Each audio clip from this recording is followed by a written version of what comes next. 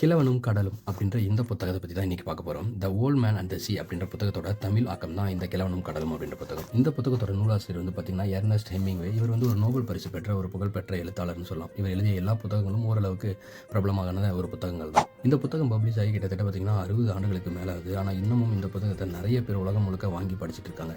புத்தகத்தில் இருக்கக்கூடிய 2 முக்கியமான கதாபாத்திரங்கள் ஒரு வயசான கிழவனும் ஒரு சின்ன பையனும் அப்படின்றது தான். இந்த வயசான கிழவன் வந்து பார்த்திங்கன்னா ஃபிஷர்மேன். அவர் வந்து கிட்டத்தட்ட 84 நாட்கள் வந்து ஒரு கடலுக்கு போய் மீனே பிடிக்க முடியாமல் திரும்ப வெறும் கையோட கடலில் இருந்து திருப்பி வராரு.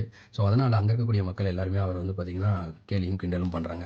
ஸோ அது எல்லாத்தையும் முறியடிக்கணும் எப்படியாவது அப்படின்னு சொல்லி 85வது நாள் கடலுக்குள்ளார போய் ஒரு மிகப்பெரிய மீனை வந்து பார்த்திங்கன்னா இது வரைக்கும் யாருமே பார்க்காத அளவுக்கு பெரிய மீனை வந்து எப்படியாவது பிடிச்சிட்டு வந்துடணும் அப்படின்னு சொல்லி கடலுக்கு போய் ஒரு மீனையும் பிடிக்கிறாரு. அது எப்படி கரைக்கு கொண்டு வந்து சேர்த்தாரு அப்படின்றதையும் அவருடைய விடாமுயற்சியும் தன்னம்பிக்கை அதோட போராட்டம் அப்படின்றது எல்லாத்தையும் பதிவு பண்ணிருக்கக்கூடிய புத்தகம் தான் இந்த புத்தகம். நீங்கள் இப்போ தான் புதுசாக வந்து புத்தகம் வாசிக்க ஆரம்பிச்சிருக்கீங்க அப்படின்னா கண்டிப்பாக இந்த புத்தகத்தை ட்ரை பண்ணுங்கள். ஏன்னா இது வந்து பார்த்திங்கன்னா ஒரு 100 பேஜ் தான் இருக்கும் இந்த புத்தகத்தில். ஸோ ஆனால் இந்த புத்தகம் வந்து ரொம்பவே சுவாரஸ்யமாகவும் ரொம்பவே தன்னம்பிக்கை தரக்கூடிய புத்தகமாகவும் இருக்குது.